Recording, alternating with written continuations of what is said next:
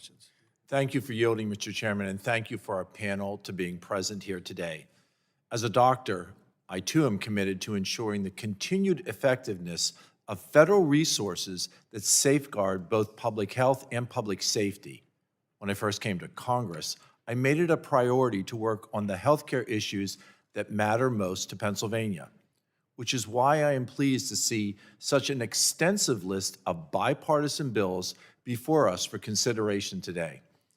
Recently, I was proud to assist in introducing H.R. 7251, which would reauthorize funding for poison control centers that play a critical role in providing expert guidance and assistance to individuals and families facing emergencies related to accidental poisonings and toxic exposures. I would also like to thank lead Rep. Chavez de Reamer and co-leads Rep. Davis and Rep. Shafillis McCormick for their work on introducing this important legislation. I am proud to stand alongside my colleagues in support of the capacity of poison control centers to respond to emergencies promptly and effectively, ultimately saving lives. Poison control centers are staffed by highly experienced staff with a wide range of knowledge on toxins contained in everything from household cleaners to snake bites, and offer services to Americans in all of our 50 states. When seconds count, this wealth of knowledge can be called upon to deliver accurate information in an emergency. As a member of this Energy and Commerce Health Subcommittee, I'm proud to be working on this issue. It is imperative that we prioritize the reauthorization of these essential centers to ensure that they remain equipped to meet the needs of our communities. Mr. Strozik, can you briefly discuss how these organizations you represent with poison control are better equipped today than they ever were before? Well, first, I would point out, thank you, Congressman, for your support.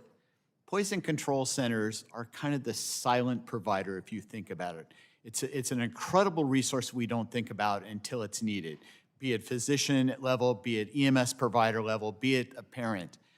Database is a critical function of this that they've developed as they're becoming ever increasing levels of exposure to both chemicals or, and unfortunately to this day, over-the-counter medications that should be regulated and or street drugs. These systems allow citizens, EMS providers, and physicians and caregivers to make an immediate contact to a resource that can provide information that's incredibly critical, it's timely, and provides direction for treatment and follow-up care that's needed. It's a resource and asset to our country that we many times don't think about. When you say that, and you and I are old enough to think of this, I think in the Mr. Yuck sticker that parents would put on containers and have young children recognize if the green tag is on the container, don't touch it. It's made a huge impact. Thank you.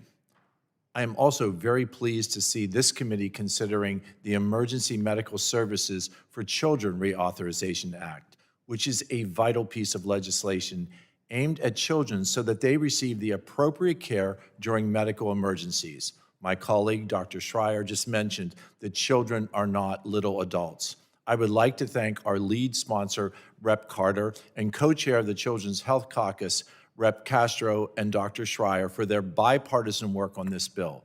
The EMSC has been a necessary tool for our pediatric health providers since it began in 1984, when I was an intern in Baltimore, and has helped in decreasing the pediatric injury-related death rate since its inception by a significant 40%.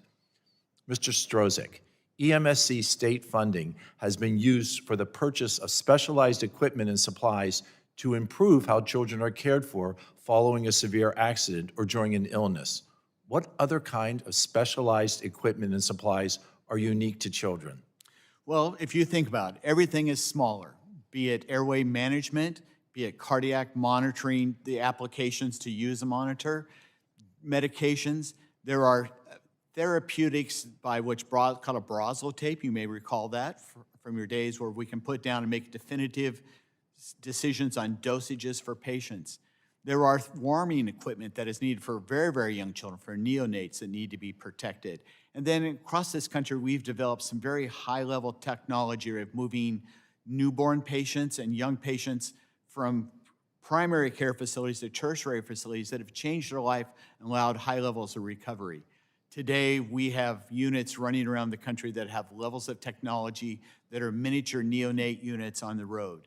So all these things exist, and first and foremost, we are training our EMS providers to, as I said several times today, and I'll repeat it again, children are not little people, not little adults, that they are grown, that they have a special need. And as a paramedic from the old days, a child was scary. Today, it's a critical part of the education program. Mr. Strozik, do you feel that innovation, particularly medical device innovation that you just talked about, allows for American children, American lives at risk to be saved? Absolutely, without a doubt. We have made an impact. Thanks. Thank you. My time has expired, and I yield. Thanks, Dr. George. Yields back. The chair recognizes Mr. Sarbanes for 5 minutes for questions. Thank you.